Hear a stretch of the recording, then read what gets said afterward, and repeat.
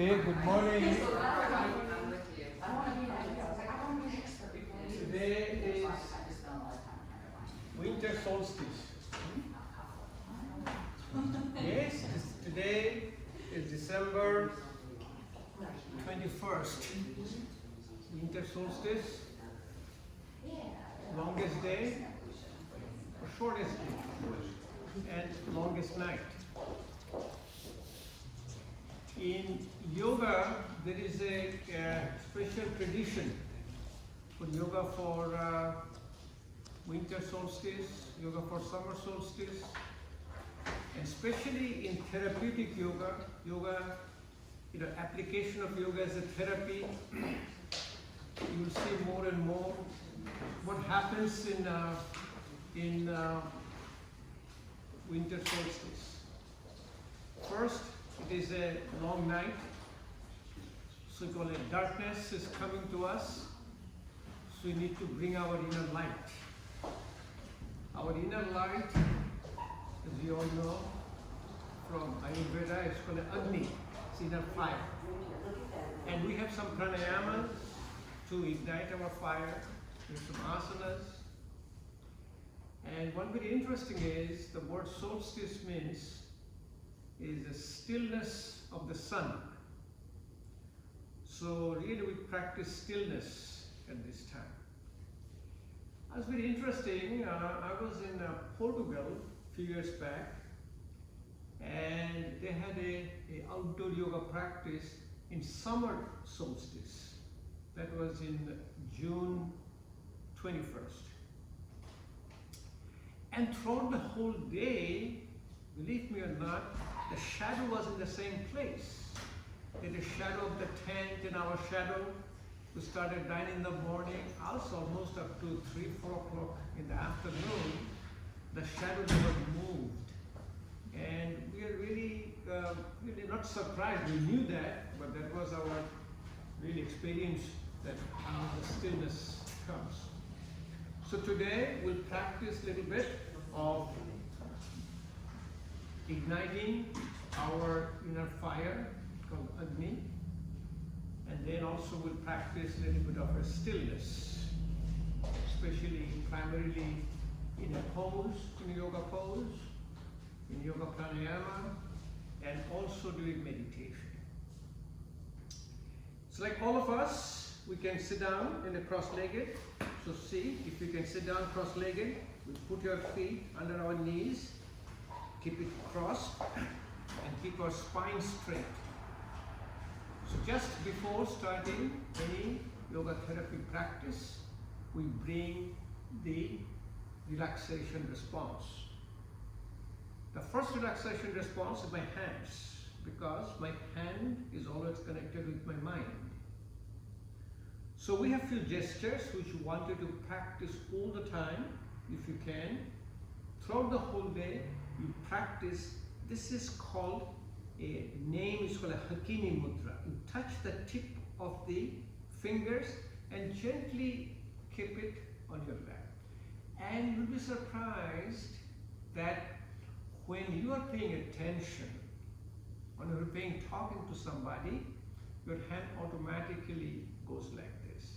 And I have so many candid pictures. I'm in a conference, somebody is paying attention, the hand became like that. So throughout the whole day I practice it.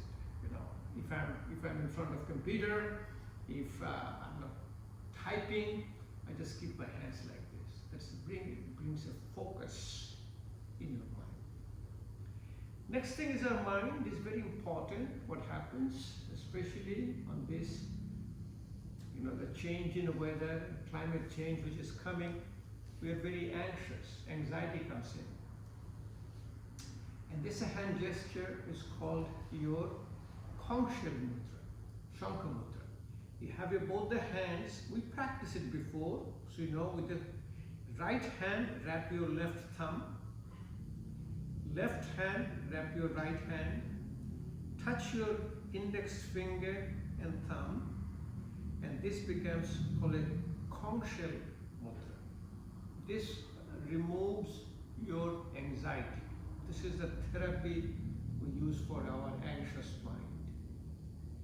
You also can do it opposite. Remember balance, whole yoga practice is a balance. Left hand wraps around your right thumb. Right hand wraps around your left hand. Touch your index finger and thumb. This is called your removing your anxiety. Very nice. All of you are doing very well. Wrapping very simply. Wrapping, I can even do it with my eyes closed. Wrap with your thumb, put your hand. But these are the practice you do 24/7. And that's called really yoga as a therapy. Yoga as a therapy is not that you are taking a pill and taking care of it. It is a 24/7 practice. And finally, this is initially a little difficult, but you will be able to do it with a little practice. Touching the alternate fingers. What it does, it balances both sides of your brain. So you have both the hands, you touch your right index finger to the left middle finger. Got it? Right middle finger to the left index finger. Opposite fingers. Right ring finger touch the left little finger. Right little finger touch the left ring finger. Touch the thumb. This is called your Dhanu Mudra. I'll call it udder of and cow. This is the balancing both sides of the brain. Got it? Beautiful. Look at you. Very nice. Try one more time. Touch your right index finger to that left middle finger. Right middle finger to the left index finger. Right ring finger to the left little finger. Right little finger to the left ring finger. And I do the same thing. Keep my eyes closed. Sit down like this. It balances both sides of my brain. Very powerful hand gestures. But the whole meditative hand gesture is called a Gana Mudra or a Dhanu Mudra. You touch your index finger and thumb. You put it just over your knees. Next is close your eyes. Now, 5 senses. I hear, I see, I smell, test and I touch. Closing your eyes, quiet down your mind. Then pay attention to your breath. Lung is like a balloon. It has a 4-liter capacity. We only breathe 500 cc. So breathe out first. Take a deep breath in. And breathe out longer than breathing in.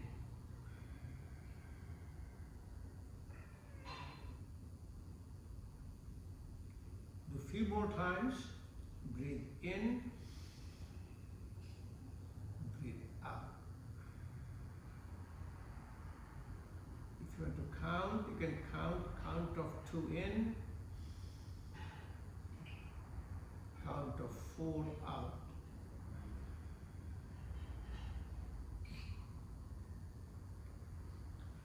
Slowly and slowly you will be able to do count of 3 in, count of 6 out.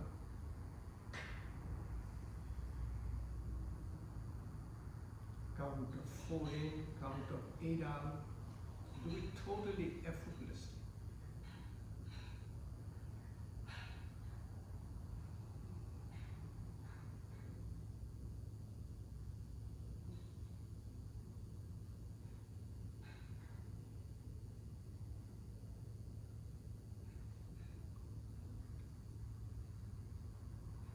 Slowly bring your hands together.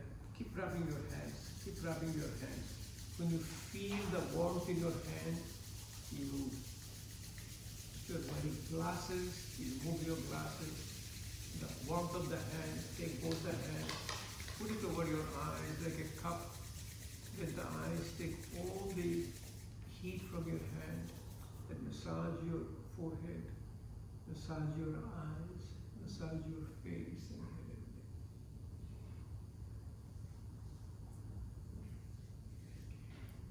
This is a powerful relaxation practice. So what you can do next, See if you can cross your leg opposite way and to see how you feel. You will feel little different. One side will feel easier than the other side because we are lateralized. I'm right-handed, I'm left-handed. So to become a little bit of a used to it. This is a yoga practice. We do it all the time. Next, as I say, what really quiets down your mind is able to control your five senses. And then my brain is in a state of vibration. We create a vibration. So two vibration cancels and quiets down. This is called a bumblebee breathing or your Brahmari pranayam. So we have done it. Let's do it a few times again to quiet down our mind. Put your index finger in your forehead, around your third eye. Take your three fingers to close your eyes. Use a thumb to close your ear and close your mouth. Breathe out first.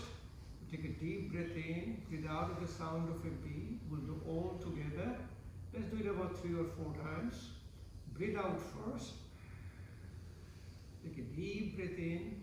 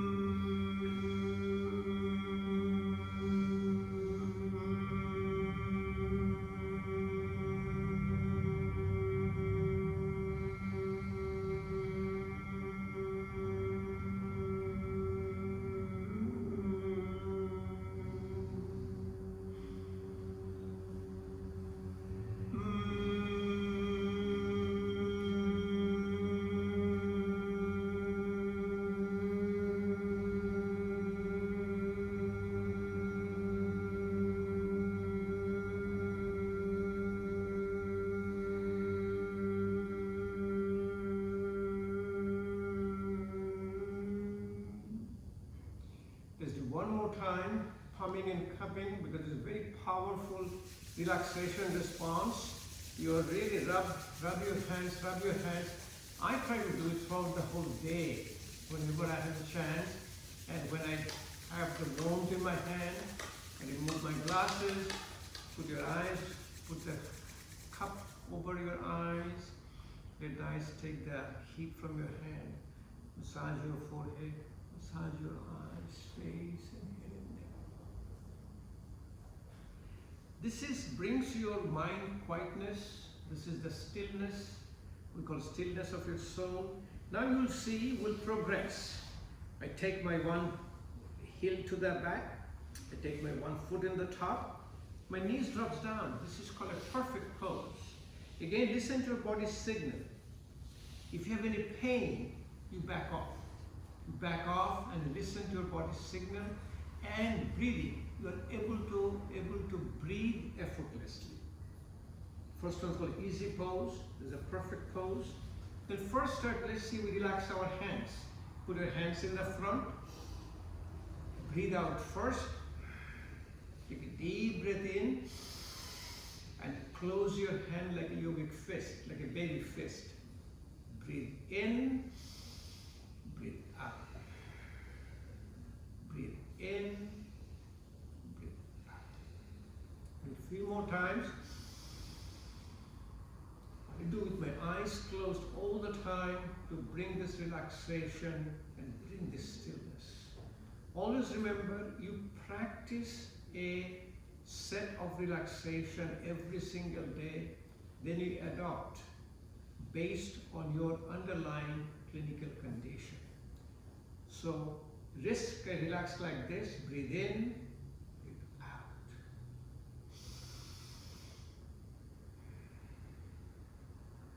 So what happens when the night is so long, you don't have a less light, we have a condition called SAD, called a SAD, seasonal affective disorder.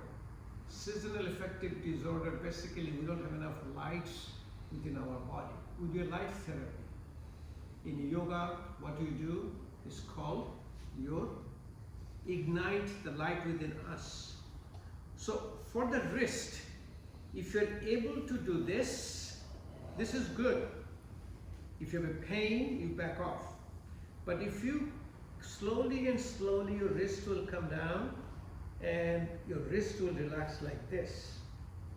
This will bring a relaxation of your wrist. It's a powerful tool.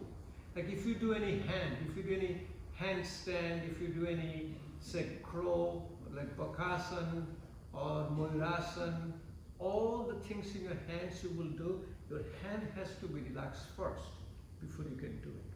Very powerful tool. Do for your shoulder, your hands on the shoulder, bring your elbows together, breathe out first, take a deep breath in, and slowly rotate your shoulder. Breathe in, breathe out. Breathe in. I do it, as Zain has said, it is a daily practice. I practice every morning. When I come here, I share my practice with you. I do it with my eyes closed, breathe in, breathe out.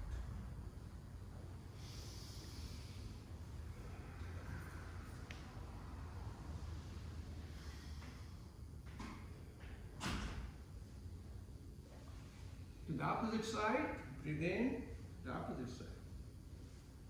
At home, take your time. About 5 times, 10 times, you will see there are so many people with their pain in the shoulder and a frozen shoulder. What happens if you don't use them, you develop the tightness. It is called the frozen shoulder. You can hold your wrist on the top. Yeah, you breathe out first. Take a deep breath in and slowly pull it down behind your head on one side. Same breathing out, bring your hands high up. Breathe in the middle and slowly go to one side. A couple of more times, breathe in the middle, breathe out, other side.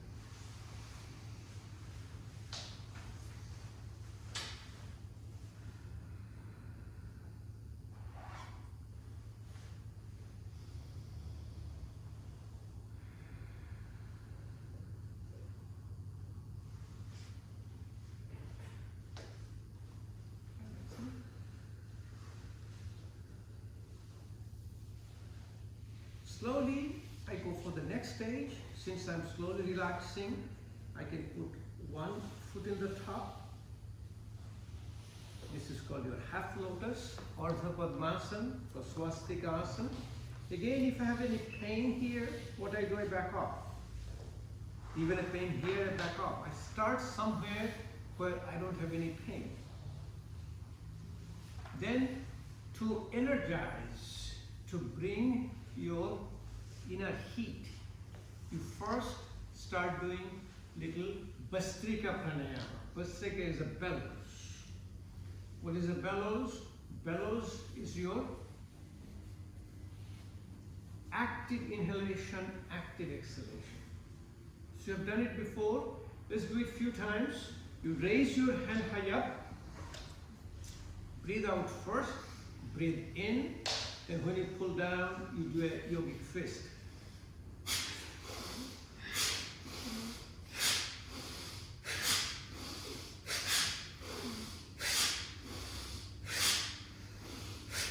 Active inhalation, active exhalation.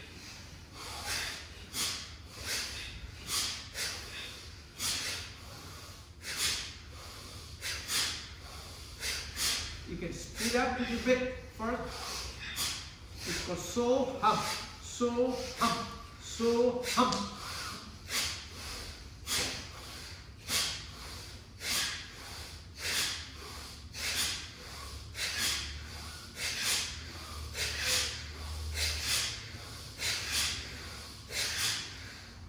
Speed up a little bit more. We call Vishnu, Vishnu, Vishnu.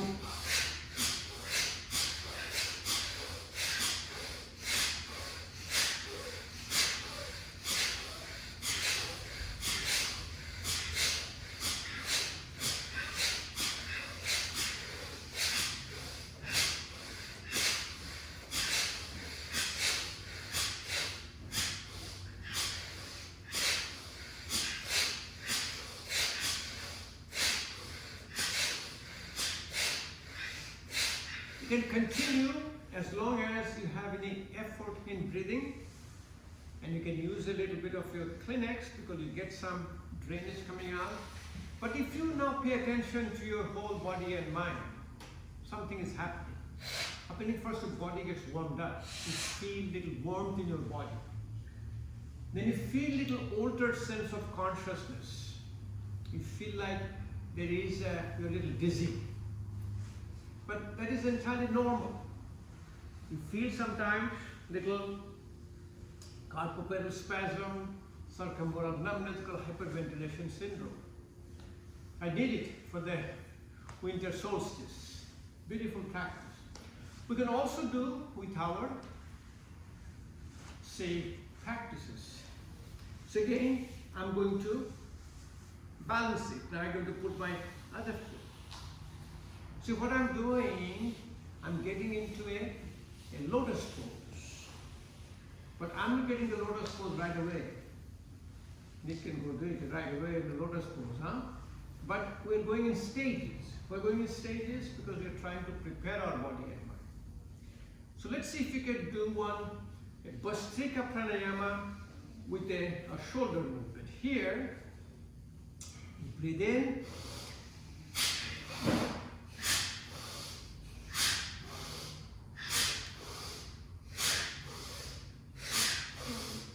Active inhalation, active exhalation.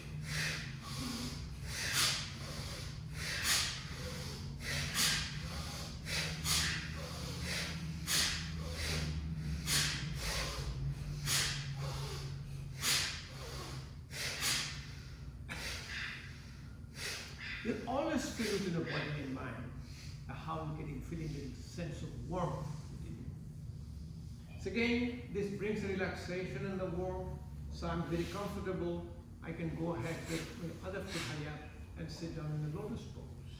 And lotus pose will come to you. You know, it is like a relaxation. It comes to me, and it brings the relaxation in the whole body and mind. So this next tightest part is my neck. People always ask me, this looks uncomfortable. I said it's not uncomfortable. It is very comfortable because it's total relaxation. And I didn't try it. Nancy knows it came to me, huh? Came to Nancy, came to me, huh? Beautiful. It comes to us with the daily practice. So neck, very important. So the yogic fist, like a Bala Mushti Mudra, thumb inside and close. It relaxes your hand and wrist. So gently put it over your knees. Your neck straight with your breathing. Breathe out first.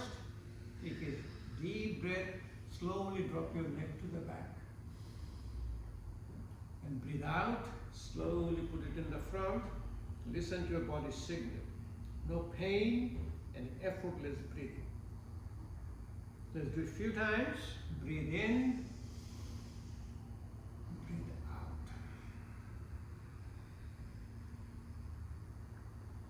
Every time we do a practice, get one question all the time.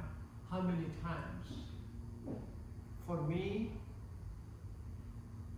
if I can count, I'm not doing yoga, and most of the time when I'm doing yoga, I lose my count. I really go by my body's response.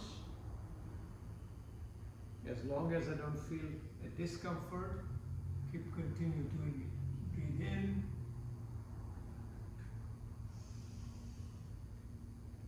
Next in the middle, again, breathe out first. Always breathe out first in your yoga practice. Breathe in. Slowly drop your neck to one side. And the same breathing cycle, come back in the middle. Breathe in the middle. Slowly go to the opposite side. And bring your head in the middle. A few more times. And do with the eyes closed. When you do the eyes closed, you pay attention to your breath and you literally visualize your subtle body. You can clearly see your body with your eyes closed. In yogic term, we have three bodies: gross body, subtle body, and causal body. Subtle body is the body of your mind. If your mind quiets down, you can clearly see your subtle body. Number 3, again breathe out first, deep breath in the middle. Slowly turn your head without turning your shoulder. You'll be slowly able to see the back of the room. And same breathing cycle, come back in the middle. Breathe in, turn the opposite side, breathe out. But always keep the effortless breathing. Breathe in the middle, breathe out.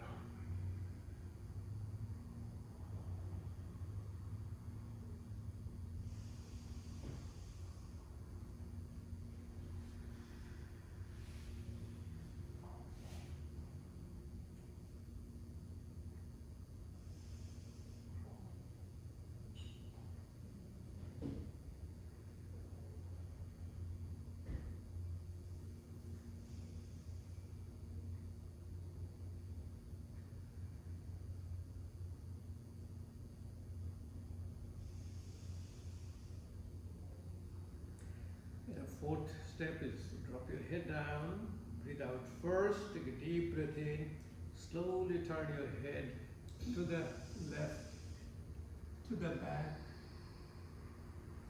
to the right, and the front. Breathe in first, all the way to the back.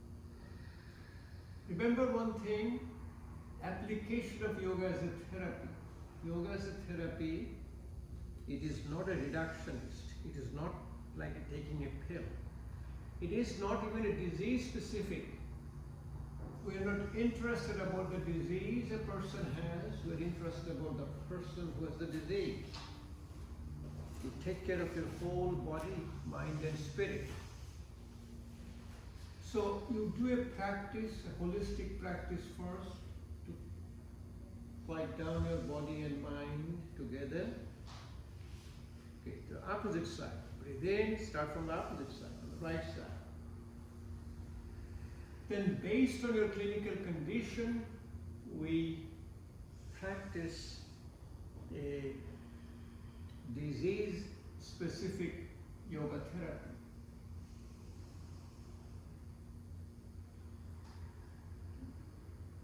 So a lot of people ask me, what pranayama should I do when I have asthma? What pranayama should I do when I have when I have a pulmonary fibrosis? My answer is, only pranayama you do is breathing out longer than breathing in. When you breathe out longer than breathing in, you develop a parasympathetic activation, profound relaxation. You even breathe like that when you are sleeping because neuroplasticity sets in, and then slowly you're able to do all other pranayama practice. Very powerful tool. Now, whole upper part of the body, which you have done a lot of times in the past, and you'll be doing it too. We call it a prayer pose to the back. If you can do a prayer pose to the back, generally you take your hands, find it out where you are, and don't push yourself. If it is here, let it be here. If it's slowly, if you can put it as a prayer pose, you can turn your hands around and keep the prayer pose here. Slowly go high up and essentially stay in a position where you have a little bit of called comfortable discomfort. We have a little discomfort, but we're still comfortable.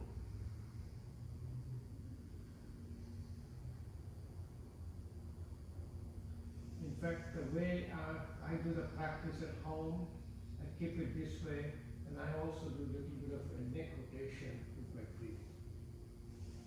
This is called Brahma Mudra with Paschim Namaskar. It's a very powerful practice, and it's a continuous daily practice, 24/7. I do it mostly when I'm in front of a computer, because I have a tendency to slouch in front of the computer. How long? As long as I can. When the relaxation sets in, I feel a profound level of relaxation with this. My body and mind connects with this prayer pose to the back. Very powerful, true. Next is a very whole upper body relaxation. We call it a Yoga Mudra. Yoga Mudra also ignites your called Agni, Jathar Agni, your digestive fire. You hold your wrist to the back, keep your spine straight. The best way to do is looking straight. Breathe out first, take a deep breath in, slowly drop your body down and listen to your body's signal. What is your body's signal? Pain. If you have a pain, you back off. And effortless breathing. Effortless breathing means you can talk, you can even sing, and in this posture you'll be able to do all of them. When you find your position and stay there between 5 to 10 breaths, breathing out longer than breathing in.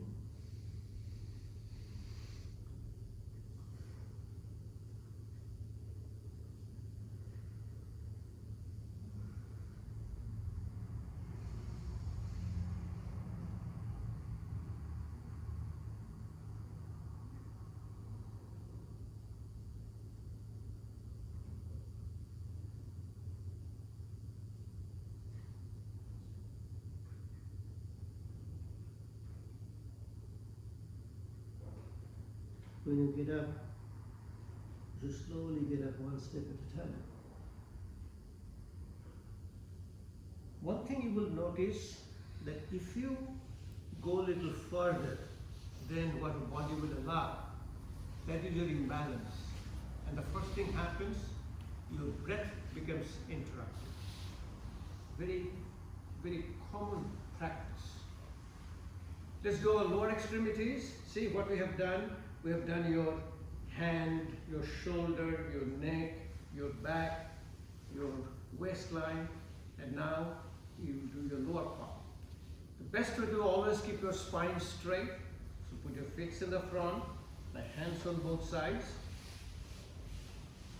First, relax our toes. Separate our toes. Breathe in, breathe out. Deep breath in.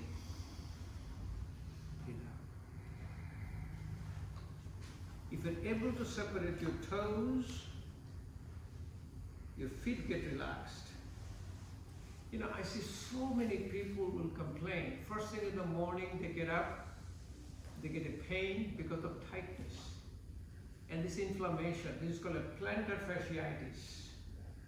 Anybody heard the name plantar fasciitis? If you have one, you will never forget in your life. And most of us have it.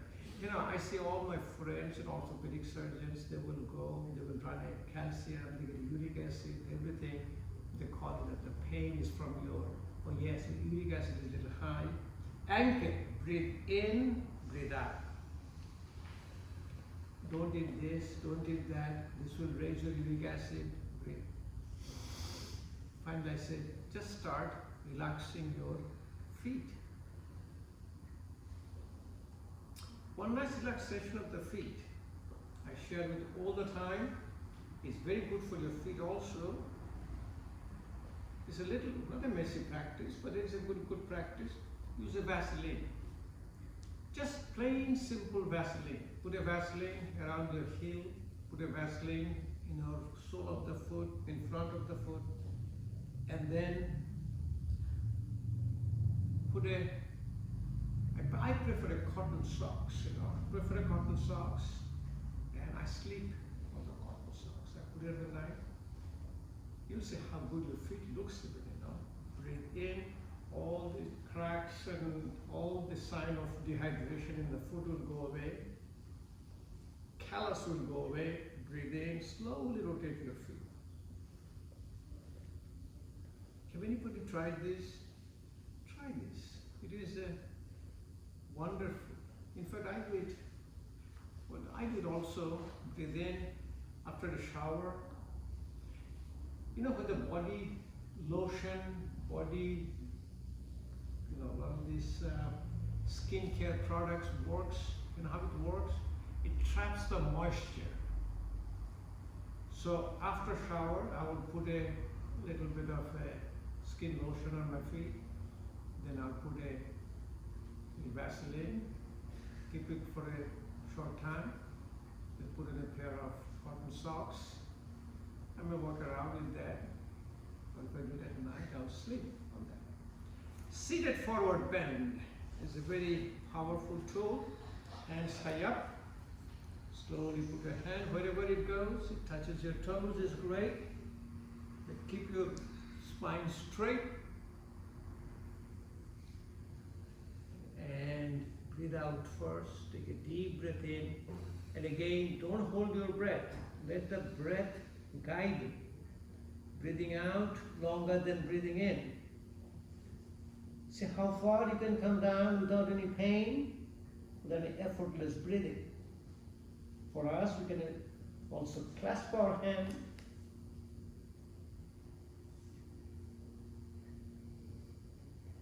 When you find your right place, stay here between 5 to 10 breaths.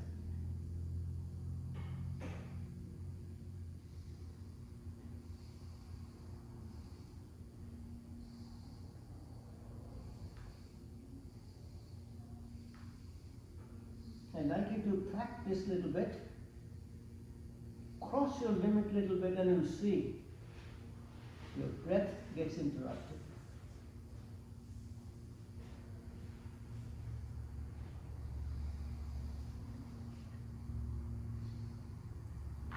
And when you get up, you slowly get up with the support in your body and mind.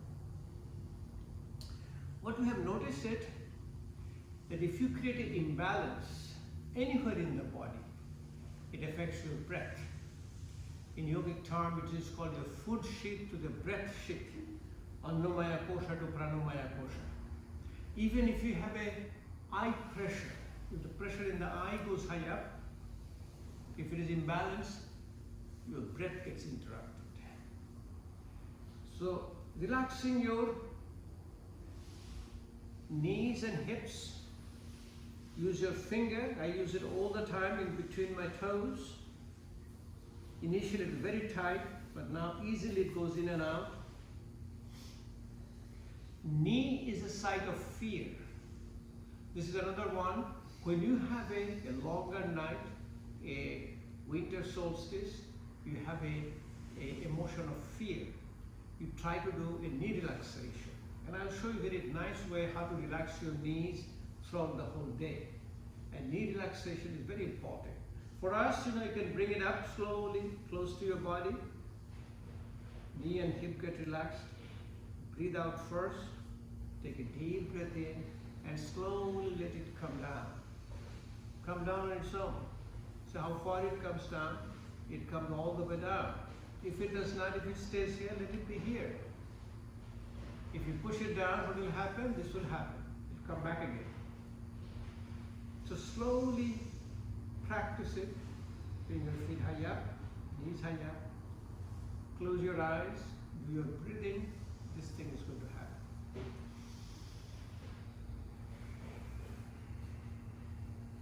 I like this because it relaxes your knees and hips. Another thing I find out very, very important for both your knee and hips, that, okay, to the opposite side, if you go in a steps, if you take the steps going up or down, if you have any knee problem or a hip problem, let me ask you a nice question for you. Is a problem going high up or problem coming down? It's a problem coming down. When you come down, you'll see it affects both of you. Going up and down, I always recommend take alternate feet. People who have a knee and hip problem will notice it. They come with the one foot at a time. They don't use the other one, which is the problem. You understand what I'm saying? When you come down, put your right foot first, then the left, right, left. When you go high up, put a right, then the left. People who have a knee and hip problem, you'll see that they will have that. If they have a problem in the left side, they'll put the right foot higher, right higher again, one foot higher. So the practice will be in balance. And I taught it in a senior class one time, and few of the seniors started doing it. I said, wow, it makes a lot of difference. Same way I said, even if you walk, put alternate foot all the time. That brings the balance back. The number one cause of death in our senior people is the fall. It's not the cancer, not the heart disease, it's the fall. And what the worst about fall is the fear of fall. So you're all taking a small steps, you're not even walking properly because you have a fear of fall. It's a very nice way of relaxing knees and hips. If you can wrap your knees together, like especially if you sit down in a chair and you do it, it's very classy way to do it. For the hips, you do the butterfly, or called Baddha Konasana. Take both the feet together, bring it slowly close to you, cancel underneath, slowly drop your knees down, keep your spine straight, and breathe, breathing out longer than breathing in. Do not hold your breath, do not do any pranayama practice, just breathing out longer than breathing in. Breath holding, all different kinds of active exhalation, active inhalation is for isolated pranayama practice. Very important.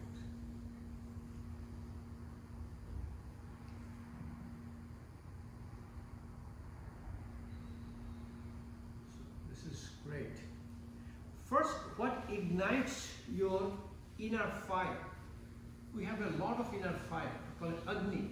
There are 40 different kinds of Agni we have, but the most important called in the stomach, Jathara. So the first asana, which really ignites our inner fire, is your called Thunderbolt or Vajrasana. In a Vajrasana, you can do in stages. First, if you're able to sit on your heel, it may be a little difficult initially, but as I showed it to you more and more, that you can do in stages. Then you can slowly put your feet down and sit down on your ankle. And keep your spine straight. Finally, you can drop both the feet down and sit in between. Now, at the beginning, what you can do just a simple technique. You roll your mat. I've done it a lot of times at the beginning. It really helps you a lot. Just put under my ankle like this, and you can, it's a very comfortable way of sitting. Even if you cannot do that, you can put a little bit of folded blanket underneath your hips and you'll be very comfortable sitting like this. This keeps your spine straight. It ignites your Agni, the inner fire.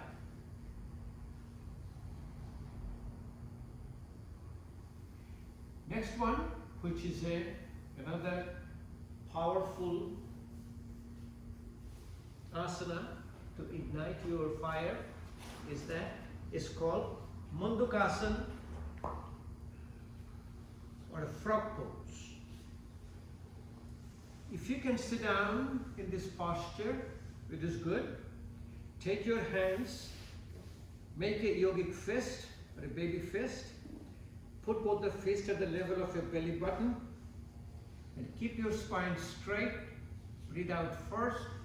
Take a deep breath in. Slowly drop your body down and find your proper spot. And this is the reason we all like to do the practice in empty stomach. I think we all have a little bit of a breakfast this morning. If you have one, don't push yourself too hard. Find the spot where you are comfortable and stay in the spot. Breathing out longer than breathing in.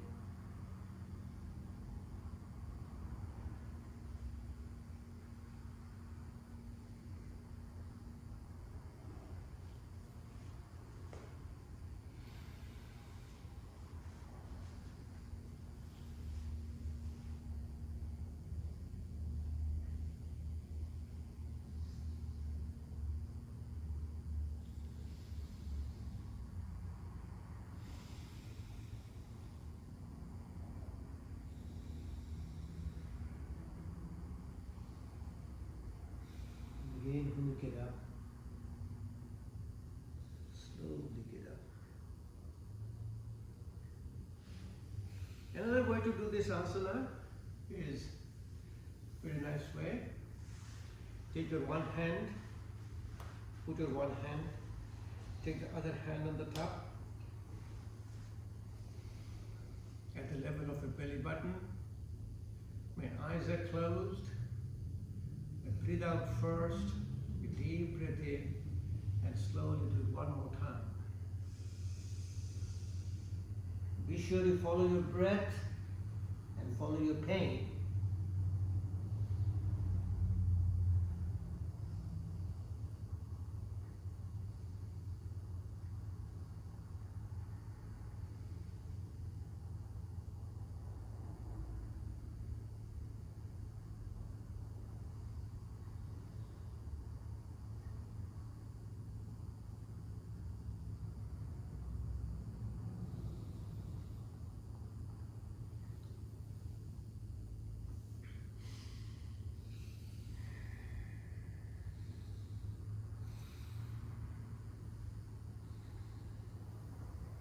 And when you slowly get up, remember another good important practice is the stillness. Solstice means stillness of the sun. And you will notice it today, it's a cloudy day, the shadow is not going to move at all. It's called Shashankasana or a rabbit pose. You know what the rabbit does? The rabbit runs around very quickly, then stops and does a very still pose. The way to do it, this hand goes high up, then drop your hands way further, as out as possible. Then drop your hand down, touch the elbow on the ground, and slowly bring your head down. Put your head on the ground and stay in this posture with your breathing. Good 5 to 10 breaths effortlessly.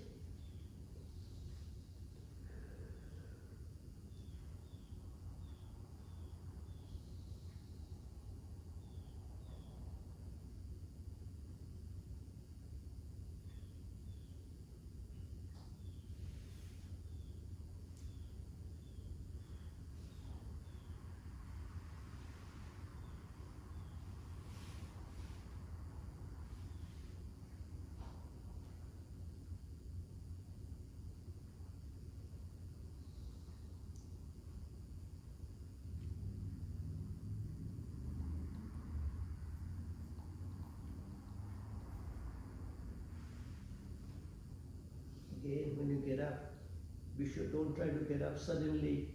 Use your hand and guide your body with your hand and slowly get up on your own.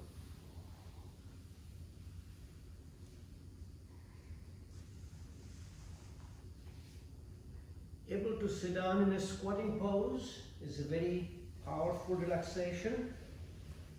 It relaxes your ankle, your knees, hips on the back. And I put my hands together, separate my fingers. That relaxes my hand, extend my wrist. And slowly I put one elbow and other elbow and keep my spine straight. Slowly bring close to me. Keep my eyes closed. It's a profound relaxation practice. I can even sit down here for a long period of time because of that relaxation of the body and mind and stillness of the mind. No disease will come to you. The most important therapy for SAD, called SAD, seasonal affective disorder, is a light therapy. Is the inner light is more important than outer light. And then if you can slowly get up without a support, that is a powerful yogic practice. And it's a 24/7 practice. If you're able to sit down quietly and able to get up without a support, that brings your whole body and mind together. Very nice. And then I listen to your body. And again, always remember, if you are a little unstable, if you cannot get up slowly on your own, listen to your body's signal. And most of the time, you won't be able to hurt yourself. Put your feet together. Very important steps. A beautiful relaxation of your body and mind is your supported forward bend. A nice way to do it. He was doing it, so let's follow him. If you can hold your arm together and take a deep breath in and slowly see if you can drop your body in the front. Again, listen to your body's signal, no pain, and effortless breathing.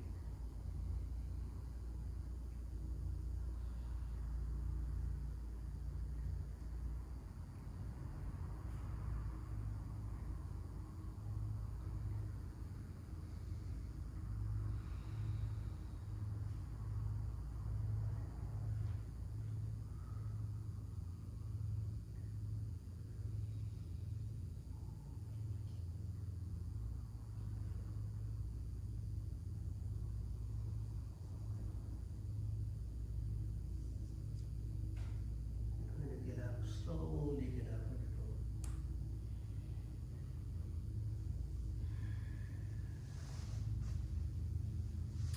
You can you separate your feet a little bit. You create a little bit of your relaxation of the upper body and lower body at the same time. You can do a called Gomukhasana, cow face. To stabilize your one hand, take the other hand, drop it down, you touch it, you hook it. Essentially, you're able to handshake together. From this posture, if you can again drop your body down slowly. Listen to your body's signal.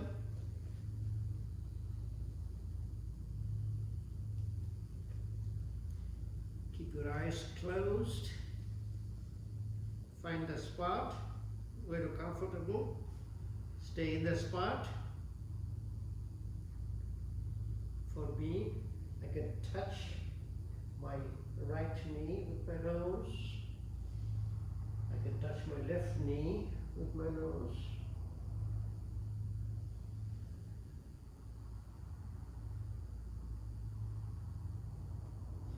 And again, slowly get high up without any effort.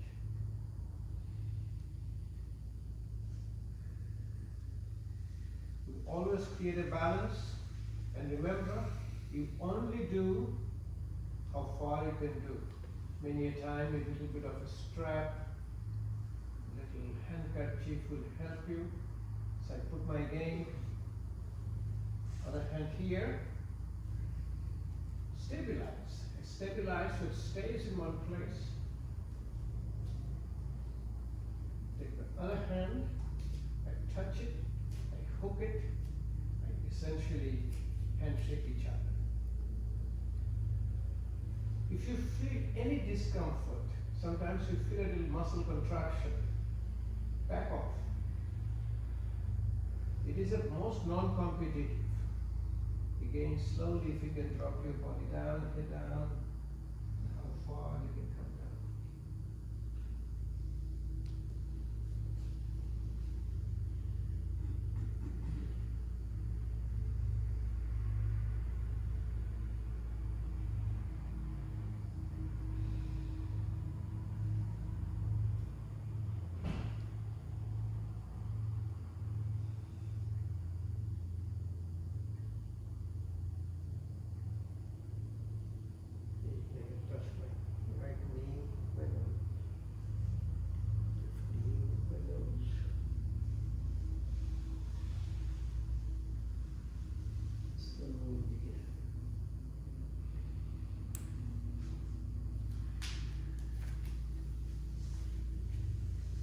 Since all of you can do this, sit down and stand high up, you will see if you incorporate your Bastrika bellows breathing and how it helps with your sit-ups.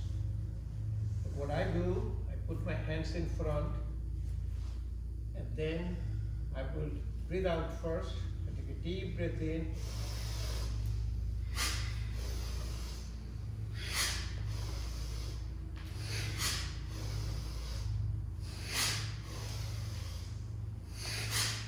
Then I take my hand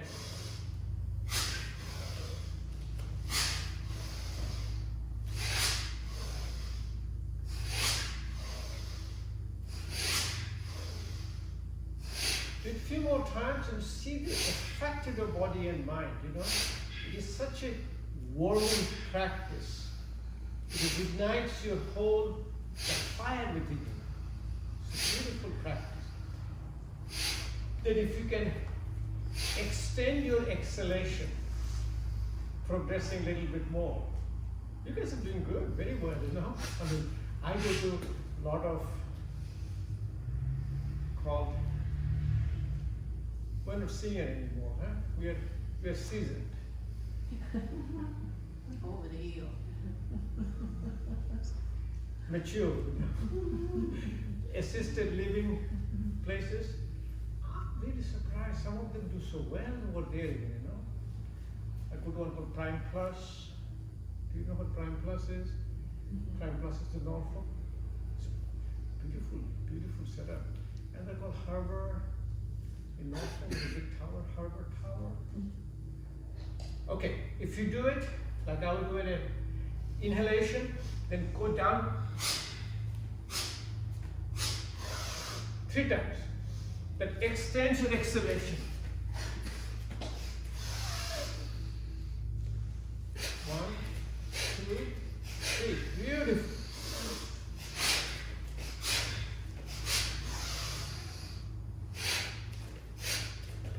Perfect. Wow. Good you guys. Very nice. Most of your breathing techniques, pranayamas, you like not to do it standing up. You want to do it sitting down because it causes little altered sense of consciousness. But if you can incorporate a little bit, like the way we're doing it, very gently. It's very nice. Another pranayama called breath of fire. This really ignites your fire. Belly button here, balloon here, diaphragm here, another balloon here.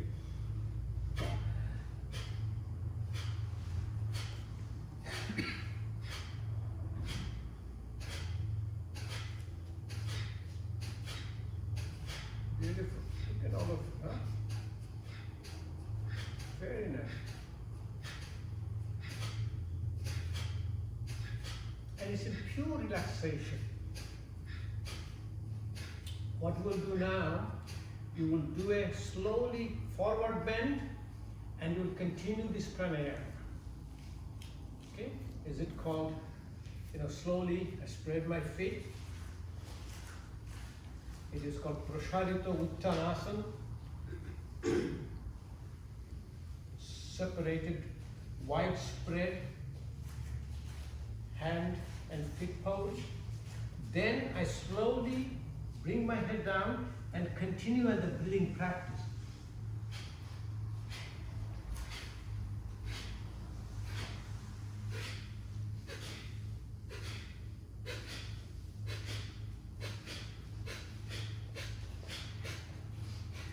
You can come down, if like me, we'll be able to come all the way down, with the head on the ground, with feet on both sides, and I will continue the breath of fire at Kapalbhati Pranayama.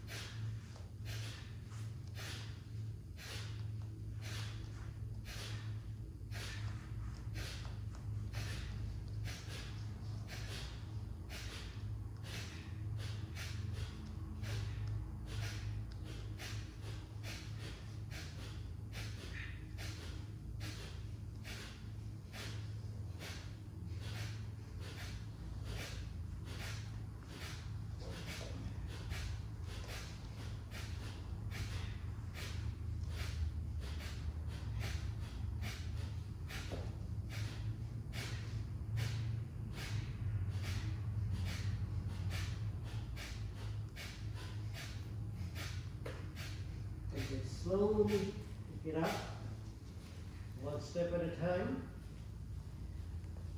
Now, if you notice it, it causes a tremendous massage of your pelvic floor.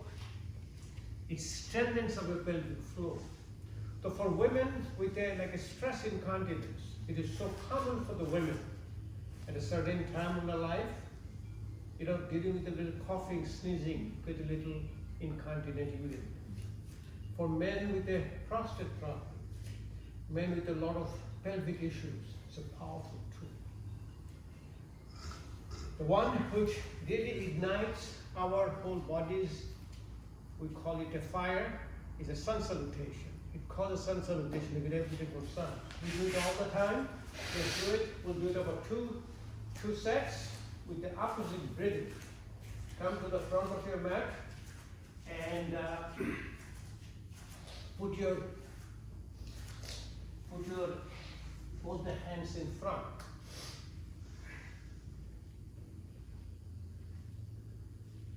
First you breathe out. Pranamasana. Breathe in, hand goes all the way to the back. Hasta Uttanasana. Breathe out, slowly drop your body down. Hand comes in the front, then on the side, head comes towards you. Breathe in, left foot goes to the back, right foot is in the front, the right knee comes in front, chest opens up, you come up. Breathe out, right foot goes to the back. Sit on the ground, you look at your belly button. Breathe in, knee comes to the floor, chin comes to the floor, the whole body comes to the floor. Breathe out, get up into the cobra pose. Breathe in, get into the mountain pose. Parvadasana.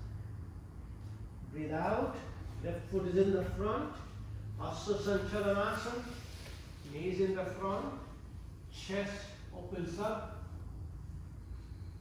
Breathe in, right foot comes in the front, hand is on both sides, head touching the knee, Padavastasana.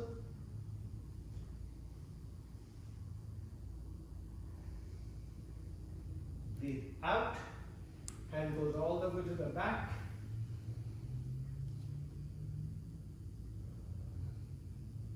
And breathe in, and comes in the front, we started with breathing out, ended up with the breathing in. We'll do another set, the opposite breathing and opposite foot. We'll do the right foot this time. Hands in the front, Pranamasan.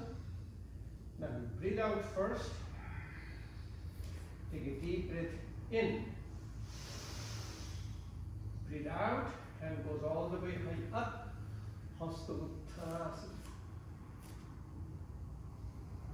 Breathe in, hand comes to the front. On the both sides, head comes towards your knee. Padavastasana.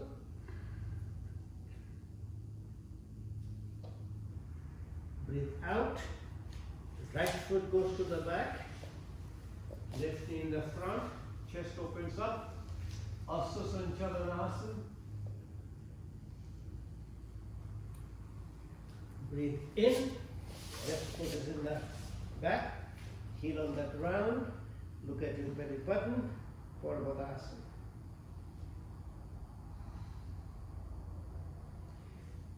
Breathe out.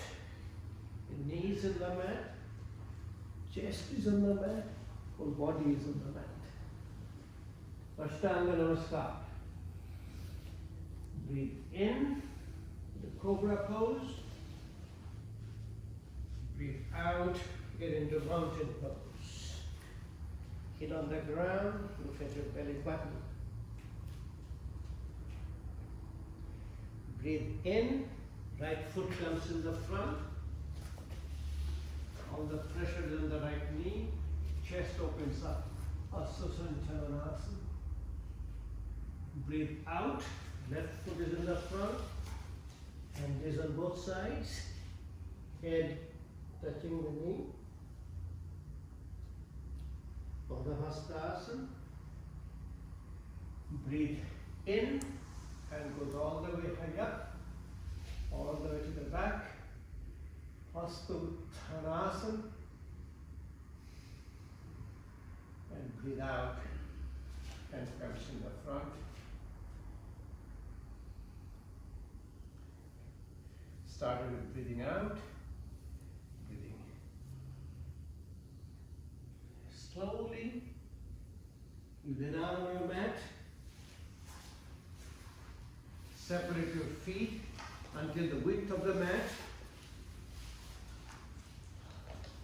And if you need any support underneath your knees, or your neck, or your head, hands on both sides, palm facing high up,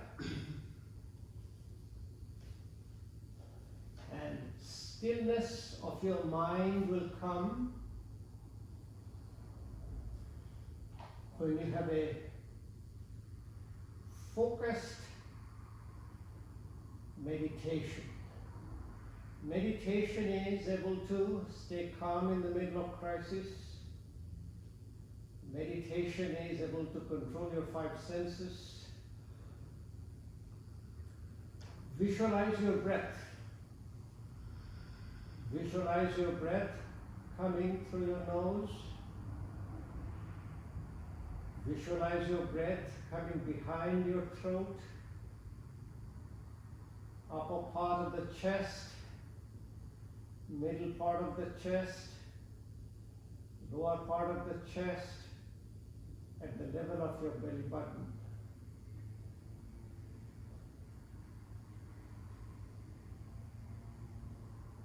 Just stop for a while. Slowly breathe out. Visualize.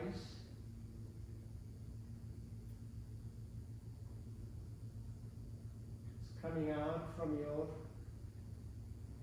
lower part of the lung, middle part of the lung, upper part of the lung, behind your throat, coming out through your nose.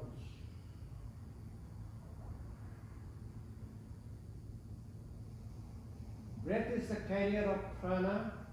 Prana is your subtle energy which keeps us awake, alert and alive and healthy.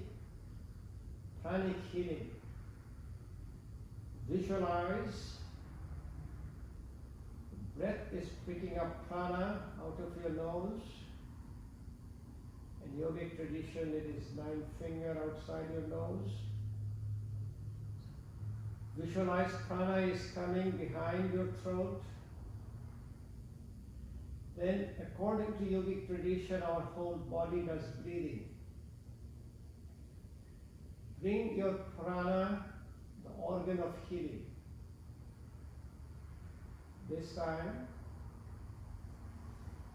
if it is our winter solstice, bring your prana for healing our mind.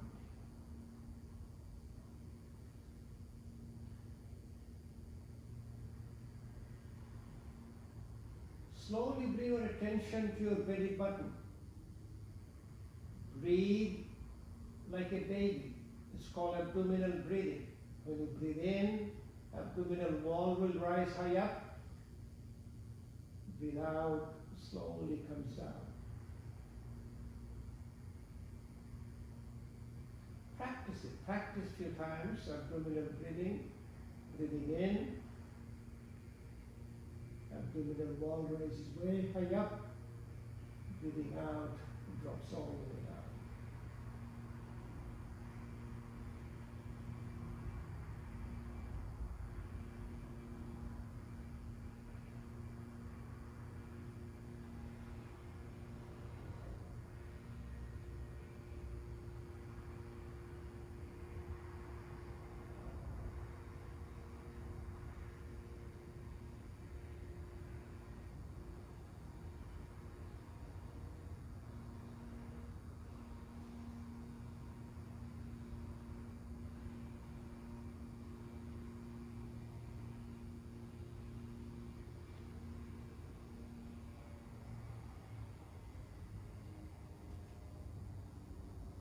Abdominal breathing brings a parasympathetic activation,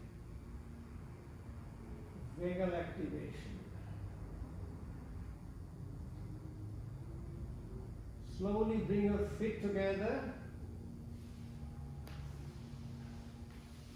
Then use few asanas to improve your digestive fire, the fire inside your body. First, slowly raise both the feet high up, not high too much, 30 degrees.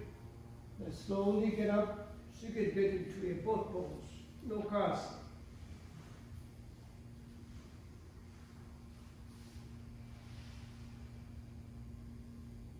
I'm able to stay in the lokasana for a short time.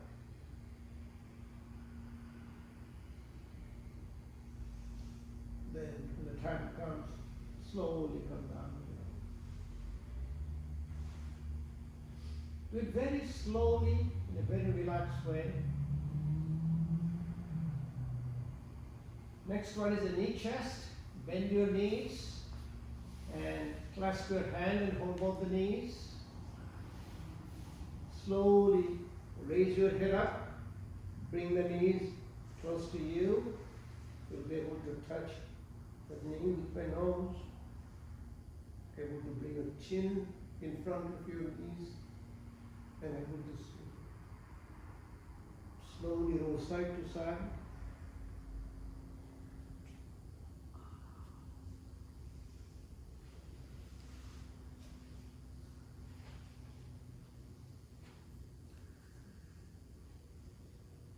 Then you can do roll front and back.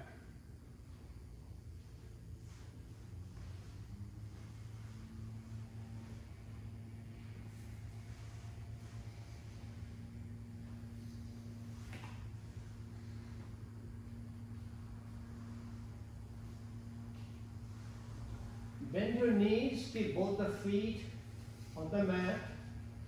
Put your hands on both sides like a T. Jathar Parivartanasana, Menudanda Sanchalanasana, spinal twist. Look at your right hand and slowly drop your both the knees to the left side.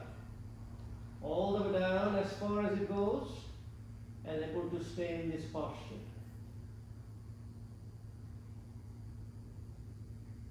And breathe. Breathe out longer than breathing in.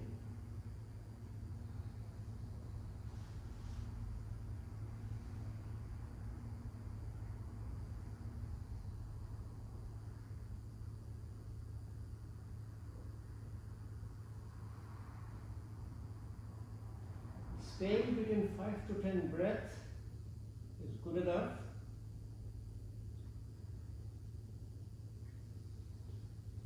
Slowly come back in the middle to the opposite. Moving to the left hand and drop your both the knees to the opposite side.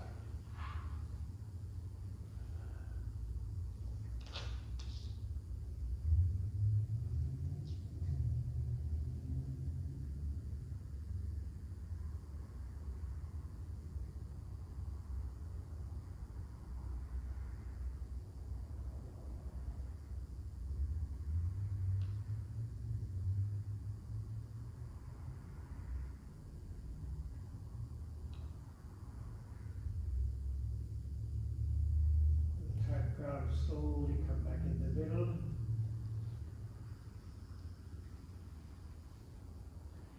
Keep your knees bent, separate until the shoulder breadth.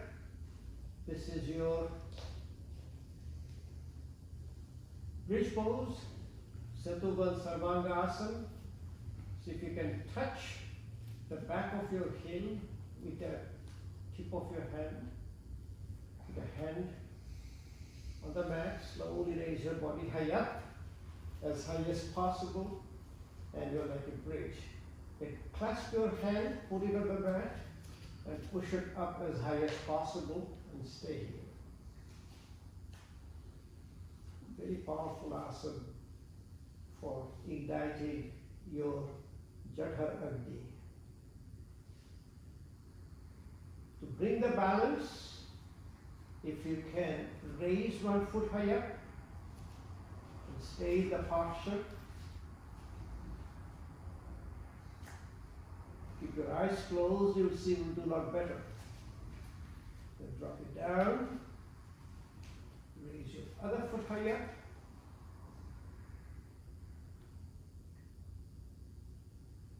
Slowly drop it down. Then you come down very slowly, one step at a time.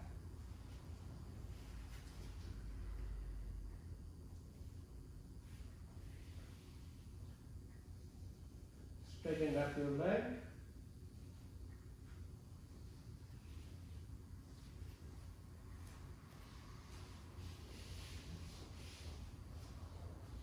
Feet touching your forehead is a very powerful tool. If you can take your 1 foot, bring it up, touch it to your forehead. You see that your Agni. Then you can drop it down. Take the opposite foot, touch it to your forehead.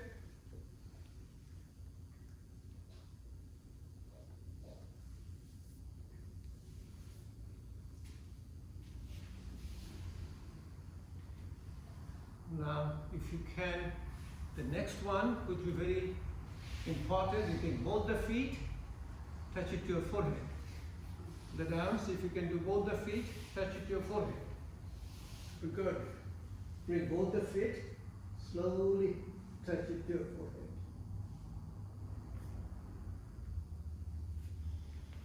If you can, the feet will go behind your neck.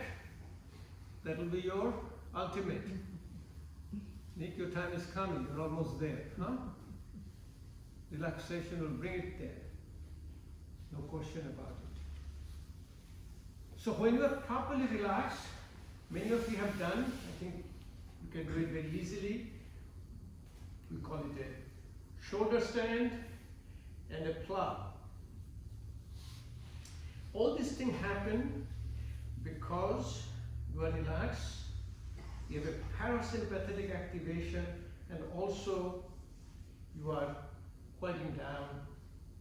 So the way to do the shoulder stand is go all the way to the back and then raise your body again. For the knee, if you look at the knee, what I do for the knee, in this posture, I do an eagle pose. I take one knee, I wrap it around, and I stay like this. Very good to relax your knees. You can do opposite side also. Do it round.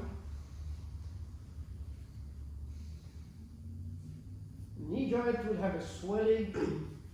Knee joint will have inflammation, but this thing will relax and got rid of the pain. I can also do a lotus on a shoulder stand because it's a relaxation practice.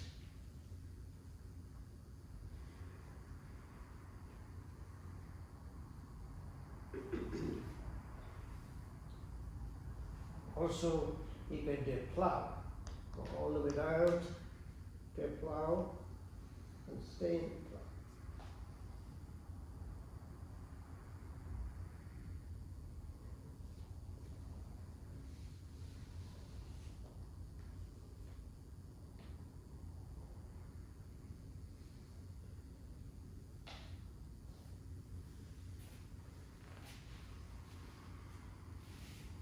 You stay in the plow, be sure your breath is effortless.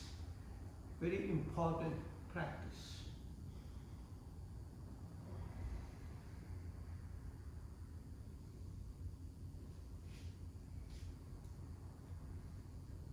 Very nice. And all of these really very helpful for your winter solstice, SAD, seasonal affective disorder. Beautiful.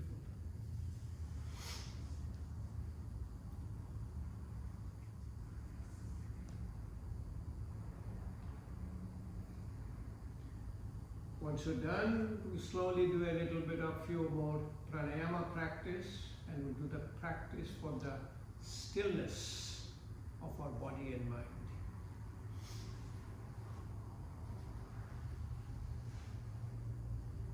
Very nice, Nancy. Looks like you've been practicing at home, huh? Yes, I have. I know that, you know, that's our daily practice. Yeah, one thing, see that this is a very nice posture to do. Proper relaxation, when it brings, this is the sleep like a baby. Supta Baddha Konasana. Put your feet together, like this. I also do a baby fist, like a Bala Mushti Mudra. Take the thumb inside and close. Put it here. Then I continue my breathing. Breathing out longer than breathing in. This is a therapy for your insomnia, the therapy for your stillness, therapy to go to sleep. Why? Because you are like a baby now. You are sleeping like a baby.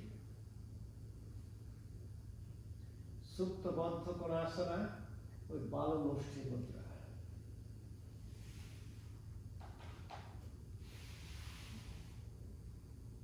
Again, when I get up, in a very nice way, I turn on one side, then take my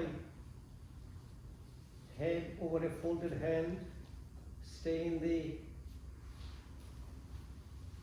your fetal position, slowly straighten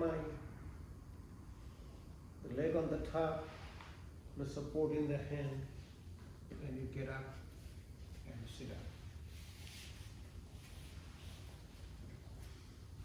It's a very nice practice.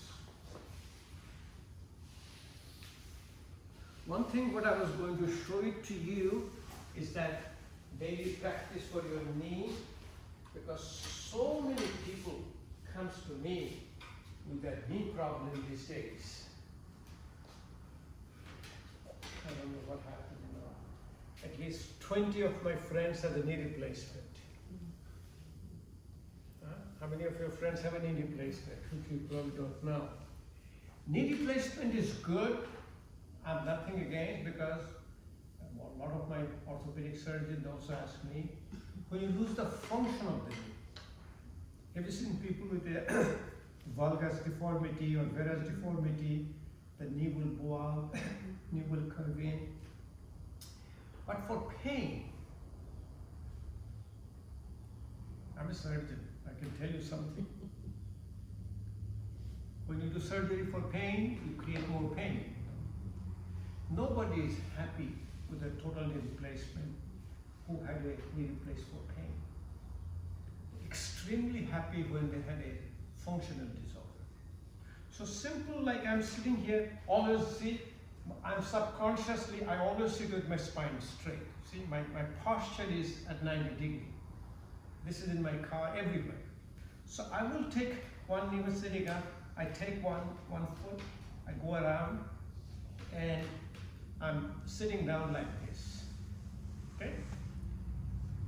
Initially, you have a little bit of a tightness, but body cannot stay tight, the muscle cannot stay contracted, ligaments cannot stay contracted that long. Slowly and slowly it gives way. In fact, it is such a relaxation. Now, I have started swelling of my right knee, and a lot of pain, painful swollen right knee, and it goes back and forth, and then it goes to the left side or the right side, and I think it is due to local trauma. I'm having local trauma. Like I give example, if I bang my finger on the door, tomorrow it will be swollen and painful. So by the time I'm doing it, I cannot be that careful with my knee, but I don't stop. What I do little short of pain, I continue relaxation. So body is going to heal by itself. And it did, no question of it. So I will do this one for a while, and take the other one. And comfortably, I'll sit down. This is called eagle pose or Gururasana in yoga. We do the standing up too, but this is the nice way of relaxing your knees. And money back guarantee you'll get rid of the knee pain. Huh? Same way the hips are same way, like if I'm sitting in a chair and I go to the back, I'll just comfortably, I'll do it. Since I can do it, I'll do it with even sitting up. In fact, it developed that called neuroplasticity, that when I'm sitting in a chair, my feet goes up, I didn't even know it is up. Okay, the pranayama, prana is a life force, yama is your restraint and control. You control your life force. The first one, which we have been practicing all along, is called exhalation longer than inhalation. Why? Lung is like a balloon, it has a 4 liter capacity. You need to remove all the toxins for the oxygen to come in. we are so relaxed now. I can do even a 10 seconds in, 20 seconds out. Very simple. Next one, we already have done it, called Bastrika. Active inhalation, active exhalation to remove all the toxic substance. And you will see within a short time. For me, it doesn't take even a minute. If I do it even less than a minute with the Bastrika pranayama, I feel warm. I feel my whole inner side because of the hyperventilation is improved. Third, most important pranayama to increase your body heat, what we call Agni, is the breath of fire, Kapalbhati pranayama. Let's practice it, this one, because we have not done it that much, we did a little bit. And generally when you do it, we do it with the mudras. Hand mudras, this is quieting down your mind. This is called a Gano mudra or a Dhano mudra. Then if you bring your thumb down, this is called a Vayu mudra, it quiets down your vata, that is control your pain. This is called your Shunya mudra, this improves your hearing. This is called a Prithvi mudra, or earth element, it is for your obesity and diabetes. This is called a Varun mudra, this is to improve your body fluid condition, especially improves your bladder function. There's a lot of other mudras. This is called a Shakti mudra in the strength. This is called Apana mudra. This is called a Linga mudra. Let's do 5 mudras. Let's do 25 counts and you will see how it affects. You sit down with your spine straight.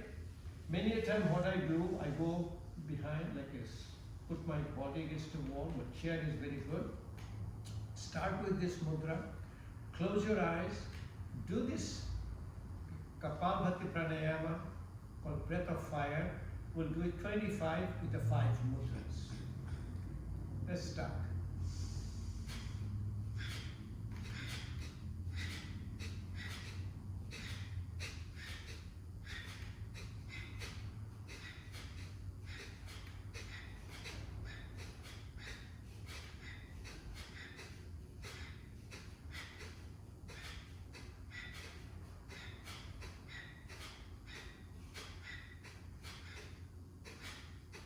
Next mudra, Vayu mudra.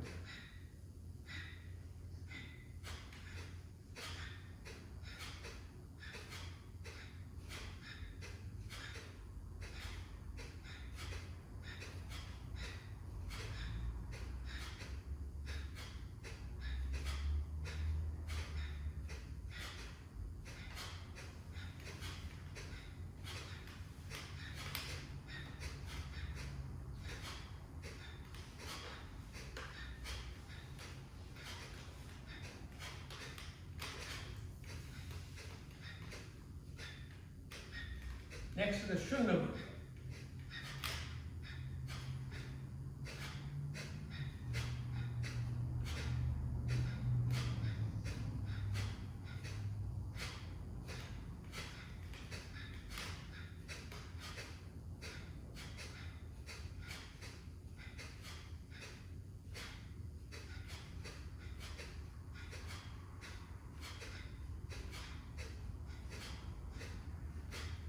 Very slowly, 1 per second, no rush.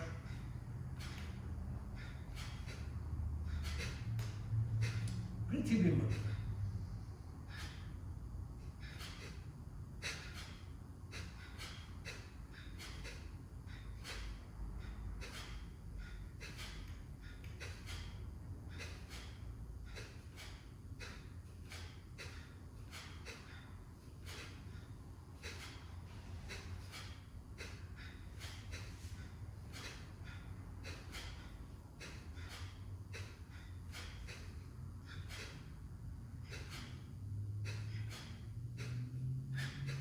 Next mudra, Varun mudra. Touch your little finger and thumb.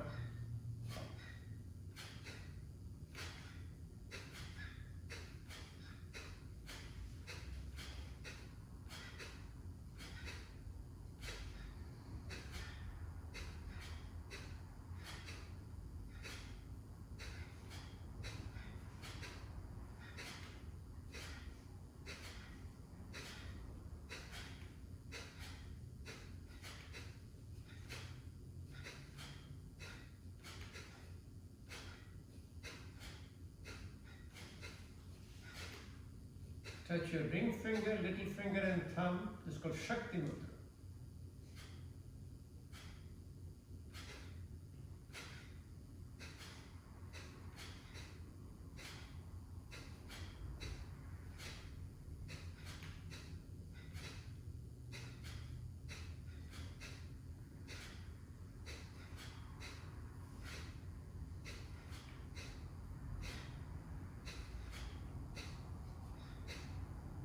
Middle finger, ring finger and thumb, Apana Mudra.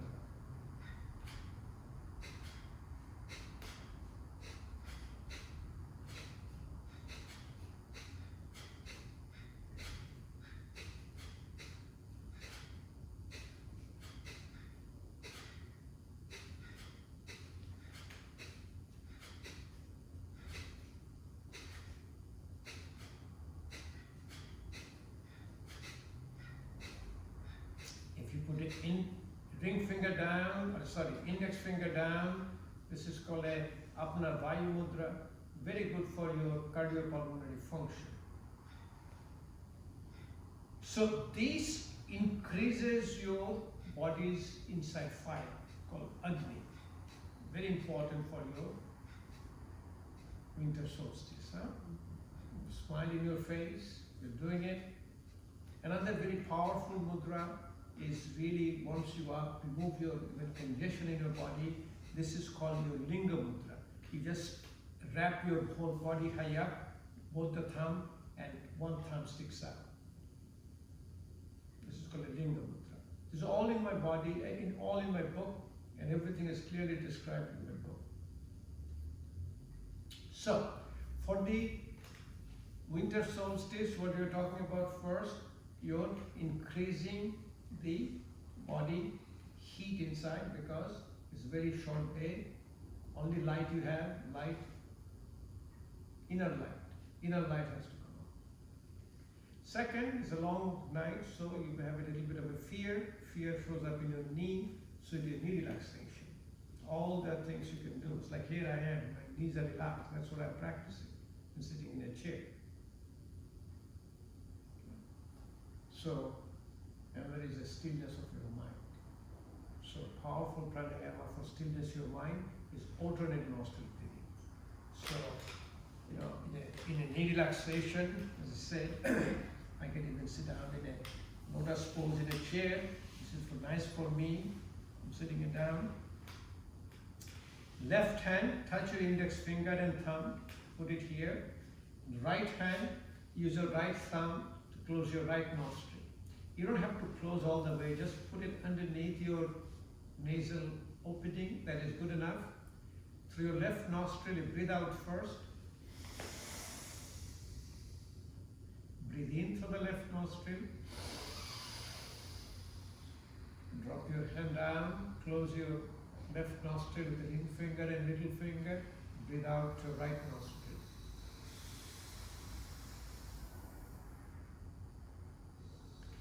Breathe in through your right nostril. Drop your hand down, close your right nostril, breathe out through your left nostril.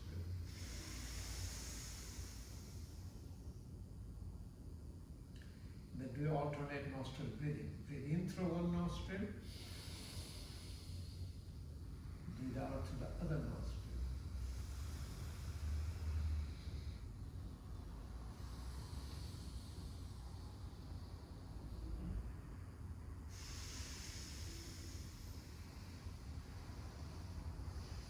Slowly bring the mind and stillness and quietness. Put your index finger and middle finger in between your eyebrows and close your eyes. Bring your focus in the third eye and continue your alternate nostril breathing.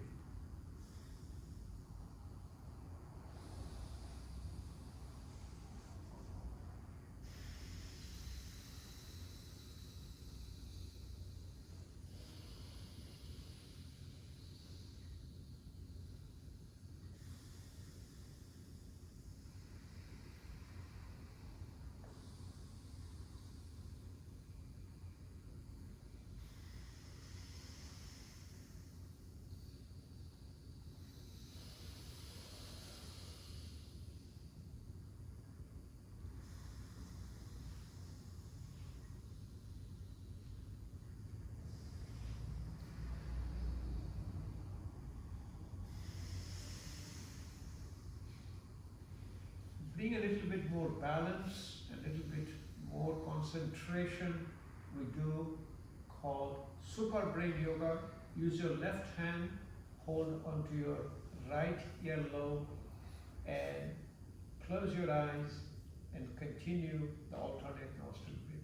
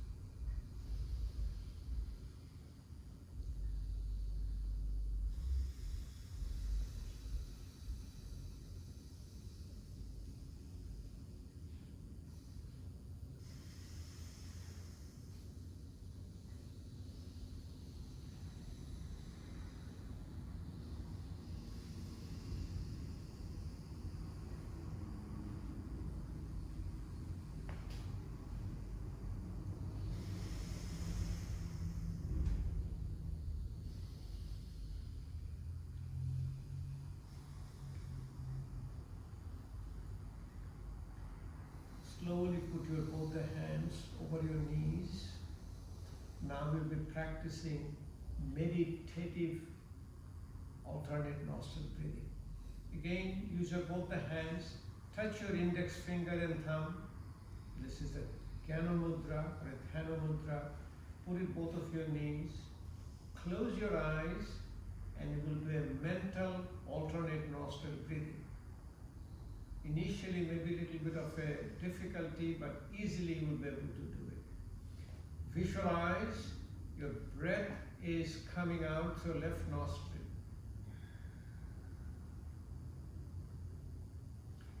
Visualize your breathing through the left nostril. Breathing out through your right nostril.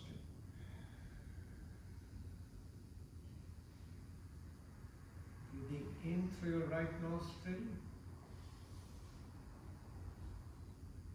Breathing out through your left nostril. And have your eyes closed. Do it on your own. Do it as many times as you want. This is going to bring stillness in your mind and meditation. This is meditative alternate nostril breathing.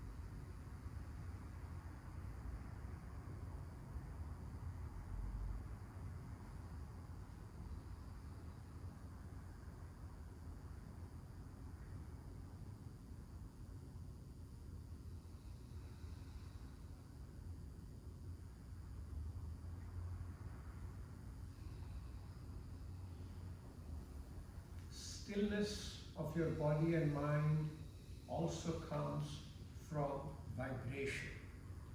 Yoga gave us the sound of Om. Om has a vibration which has the same frequency as frequency of your brain. So we'll finish with 3 Om vibration. And in yoga, Om has a three component: A, U, M, A, U, Ma. A comes from the lower part of the lung, U comes from the middle part of the lung, Ma comes from the upper part of the lung. And after three Om vibration, we will stay in silence. We'll stay in silence for a while before we finish our practice. Yes, again, touch your index finger and thumb, put it over your knees. Breathe out first. Take a deep breath in.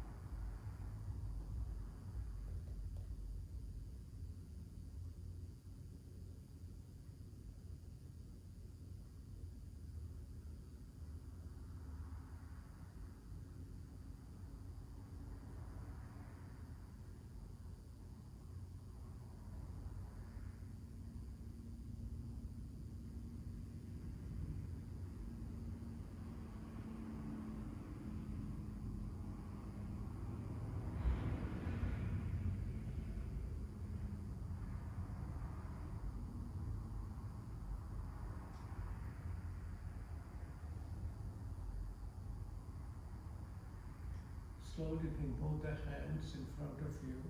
Touch your little finger and thumb. Separate your ring finger, middle finger and index finger. Bring it close to your heart. This is called Lotus Mudra, Padma Mudra. It connects your body, mind and spirit. Heart is the site of your soul.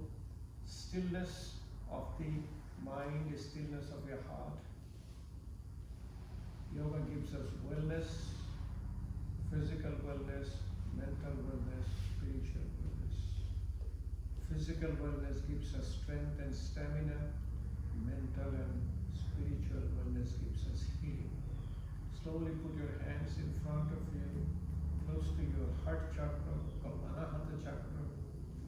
This is I honor the divinity within you, and yogic term is called Namaste. And slowly again, rub your hands, rub your hands, rub your hands. When you feel the warmth in your hands, wearing glasses again, remove your glasses, put it over your eyes. Take the eyes, take all the hips of your hands, massage your forehead, massage your eyes, massage your face and head. It's a very powerful yogic tool.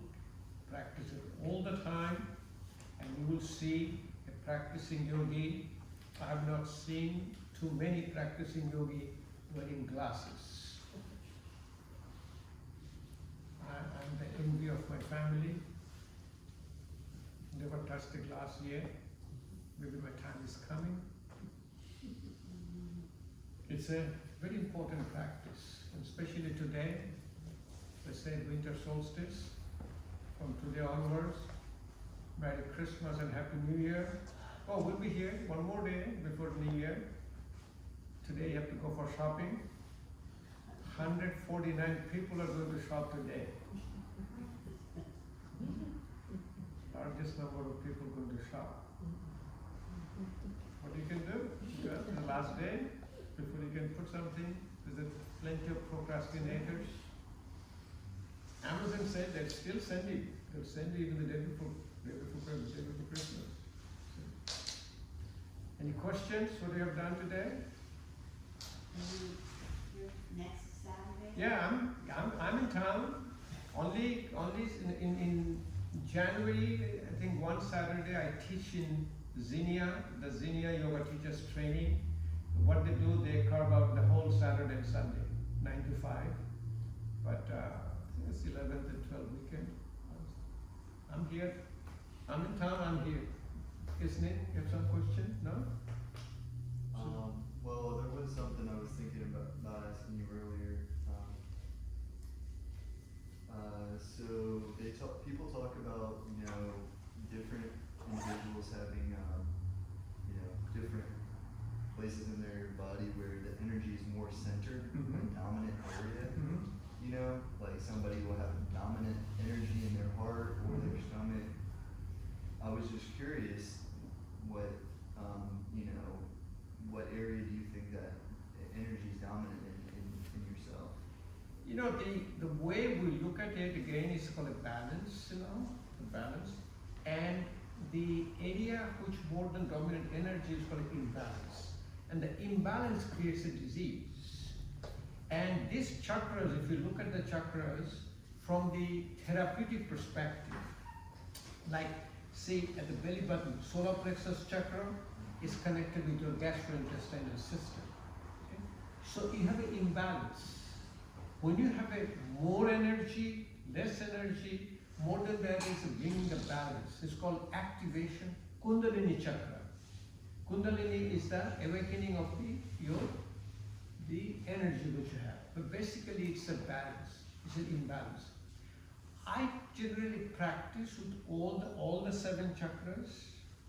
Then based on my condition, like I have a condition of my heart, I will do more on the heart chakra. That's what I practice. And how do you find it? Which one? I think their physical body or physical body changes is shown up on your subtle body. Remember, these chakras are not in the physical body. This is in your subtle body. I hear it all the time, especially from my doctor friends. Can you dissect it? Can you find this chakra? I said, no, you cannot, because you're dissecting a physical body. You have to go through your subtle body to find this. So for us, it's an imbalance more than the energies, which is more or less, and to balance the chakras. And we call it a chakra awakening meditation, and this is based on the condition we have. We have done it here a few times, so we'll do it next time. Okay? Anything else? No? Mary is here, so we're done today, huh? All right. We'll see you next Saturday. Thank you. Christmas Day, there's going to be a meeting here from 9